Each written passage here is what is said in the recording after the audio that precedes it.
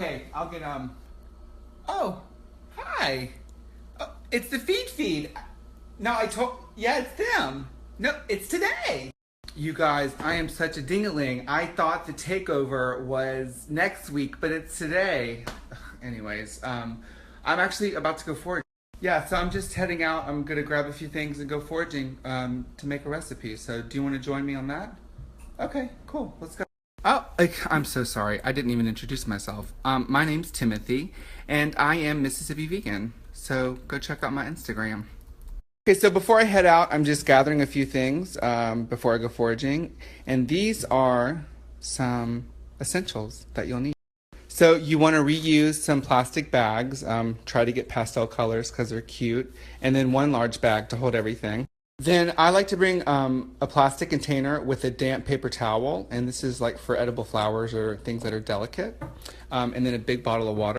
You will want to bring a paper bag, and this is in case we find any mushrooms. I'm not promising anything, so don't freak out, but if we do, we have a bag. So the last essential tool is a foraging book. So my friend Lena Meredith wrote this one, and it is fantastic. It has a ton of great information. Oh yeah, and then if you don't eat before, you should bring a snack, and then you should also bring a pair of scissors or a sharp knife, but be careful regardless. So I live in Williamsburg, and I do most of my foraging in Prospect Park, so I'm gonna hop on the train and head there, and I'll hit you up when I get above ground. Don't worry, I'll be right back. I gotta get on the subway, so okay, I'll be back.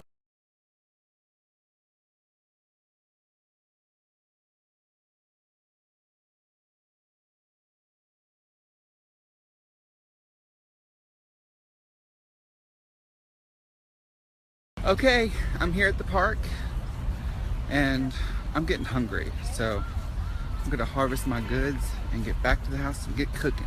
So right away, I spot some ground elder, bishop's elder, and it is a relative of celery. And you can tell because it has a triangular stalk and it actually tastes like celery. And then here we have mugwort. Now this is an invasive species.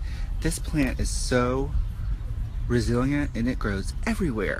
Now you can use mugwort as like an herb. It's also medicinal, but you can tell by the silver back that it has. If you look in the sun, it's like a bright silver back. Oh look, there's some lamb's quarter. The prince of wild greens. It's wild spinach. Maybe I should use that in the pesto. Here's a crabapple tree, and look, you can see the little baby crab apples. They'll be ready later this year. And here we have a very large sassafras tree, so you can dry these leaves, make filet powder, you can use the bark.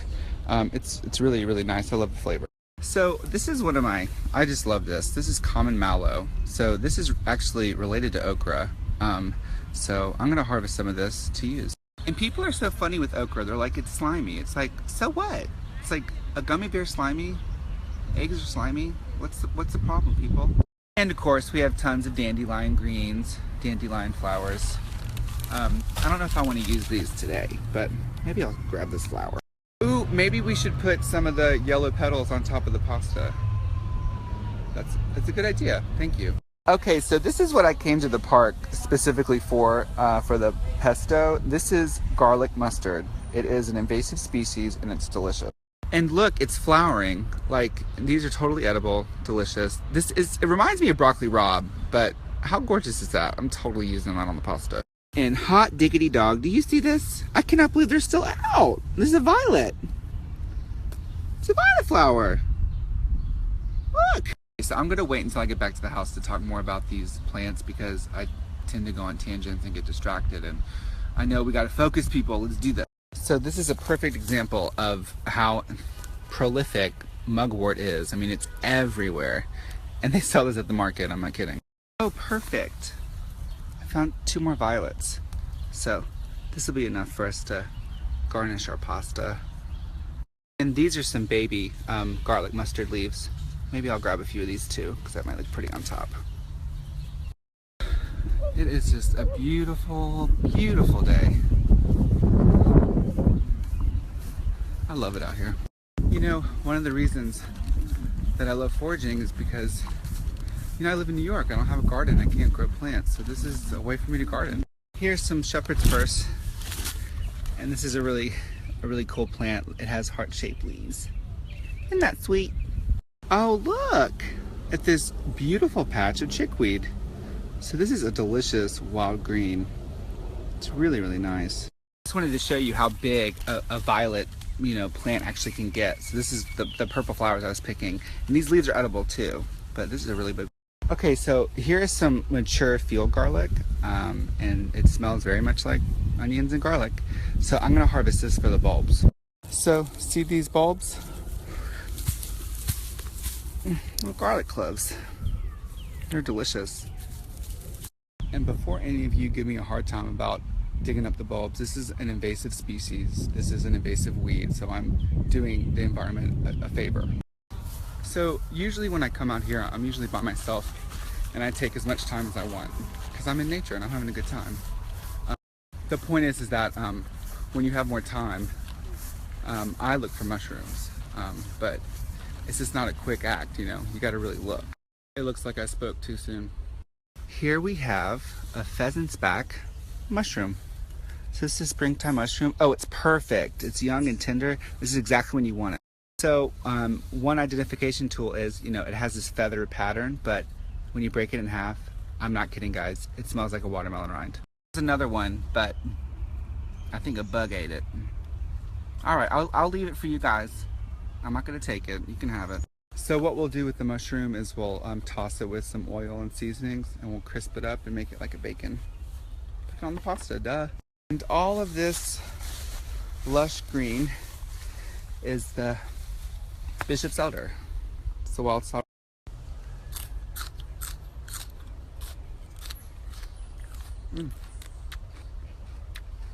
Tastes like celery.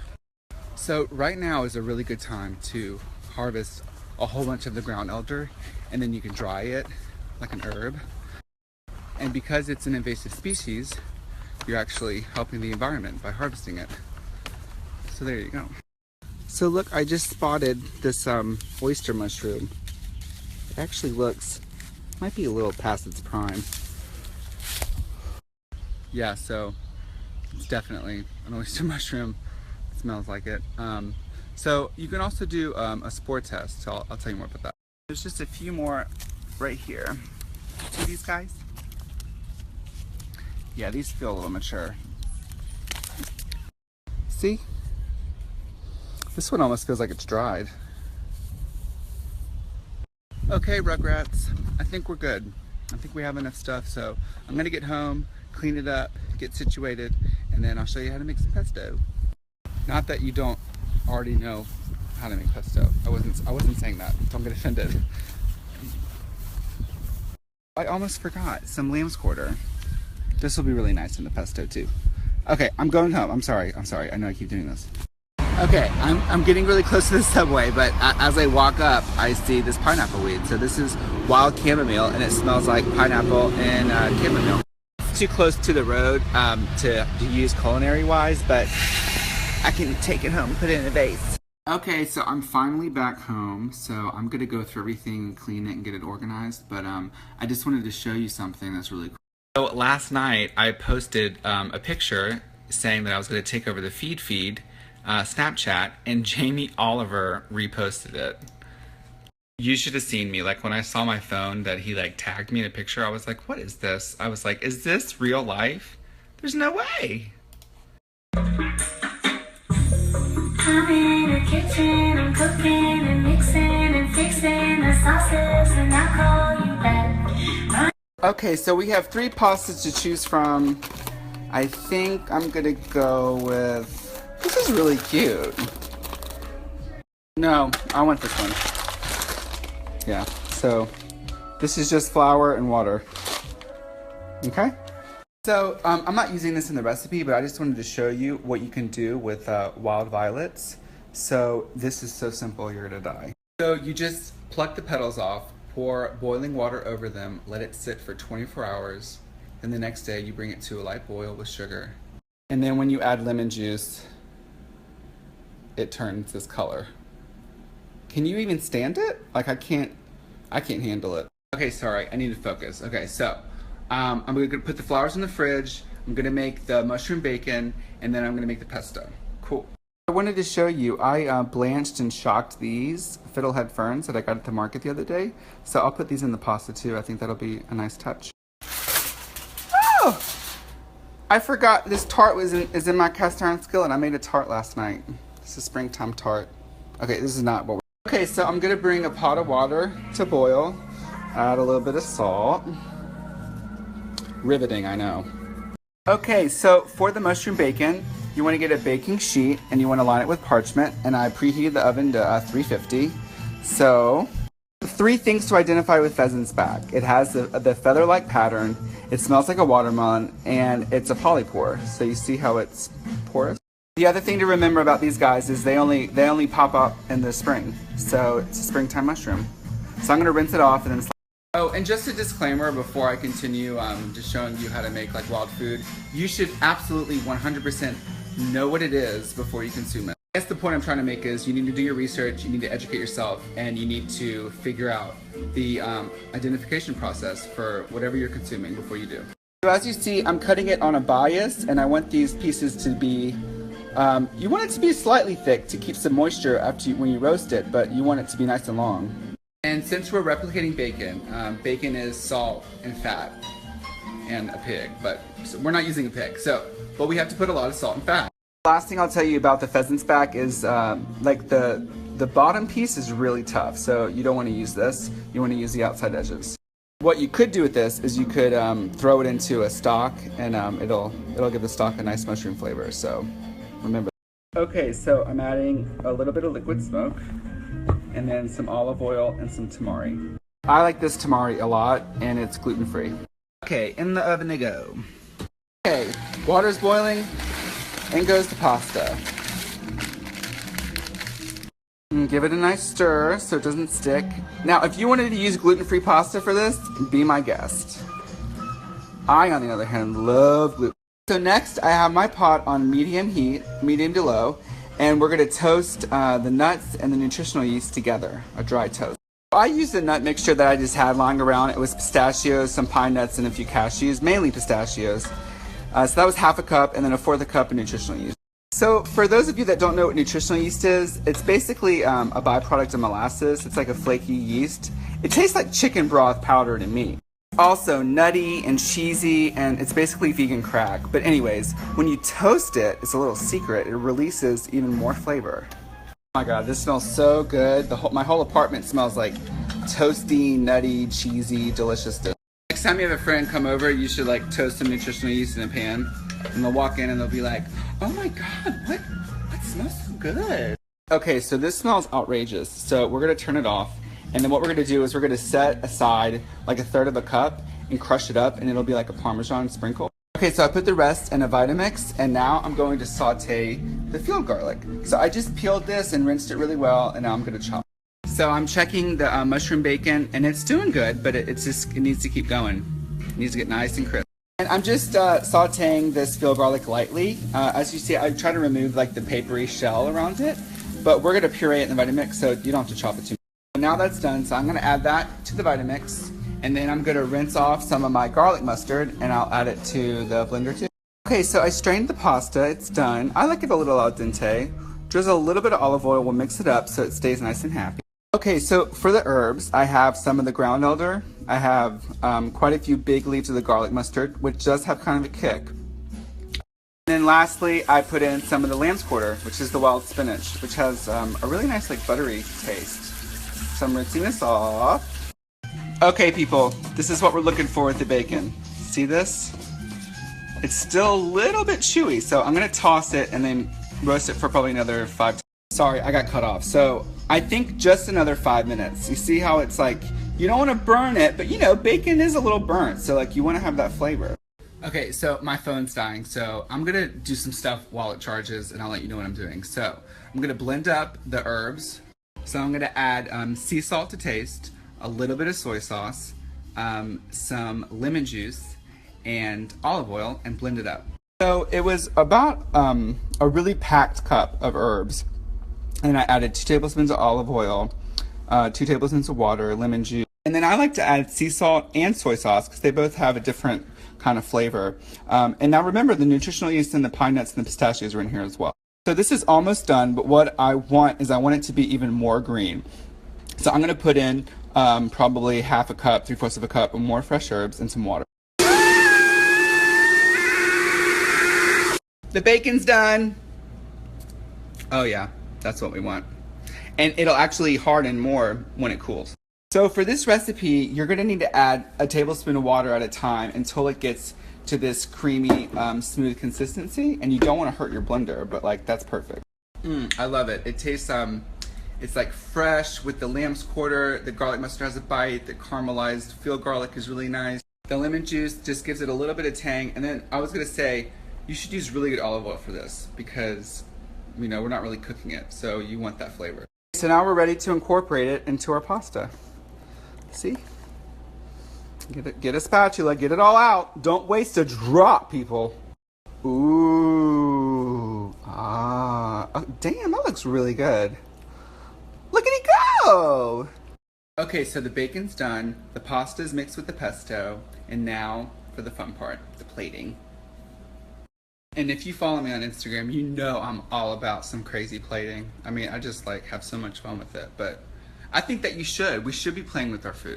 Okay, so now everything's ready, so we need to pick a bowl. What do you think? Ooh, that one's really nice. Because the pasta is bright green and there's going to be the violets on it, I think a darker bowl would be better because it's really going to pop. So I think this bowl's Okay, so I added the pasta to the bowl and then I chopped up that reserved nuts, added a little bit of sea salt to it just to give it a little bit of a kick. I'm going to sprinkle on top.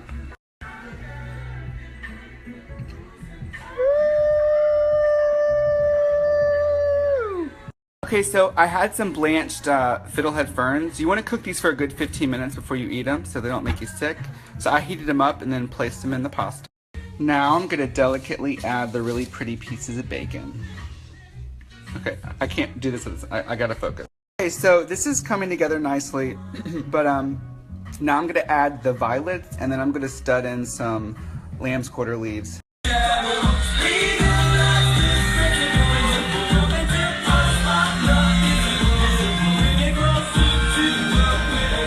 You guys, we did it! We did. What am I talking about? You didn't do a damn thing. I did everything. No, I'm kidding. I wanted to show you though, I went foraging for redbud earlier this spring when it was on the tree, and I kept it in the fridge with a wet paper towel and it's still good. A redbud is a flower, it's in the pea family, so it tastes kind of like a green bean. Anyways, it gave it a little bit of warmth that I wanted. So to go over the plate, what I've learned is when I first started out, I kind of wanted everything to be symmetrical and perfectly placed, but what I realized is if you do more clusters and everything's not perfectly symmetrical, it's not just perfectly placed, it looks just a little bit more natural. So this pasta dish is actually delicious cold. It's like a pasta salad. What I would say about this recipe in particular is you should be able to do whatever you want. There are no rules. You can use whatever herbs you want. You can use whatever nuts you want. You should play with it. But I will say, toast the damn nutritional yeast, make mushroom bacon of some kind, because it just makes it better.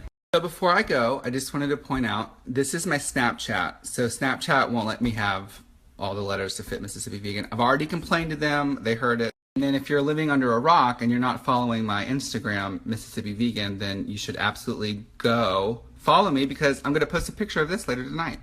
And then this is my website. So I do different pop-up dinners in Brooklyn and in the city. The next one I'm doing is a brunch in Greenpoint. So check it out. And then I emailed the Feedfeed and said I'd love to do this, and they were like, yeah, we'd love to have you. So send them a snap or an email and let them know.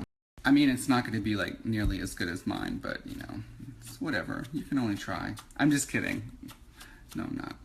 I also wanted to let you know that I will be doing a foraging walk next month. So join my mailing list on my website so that you can stay in touch with me.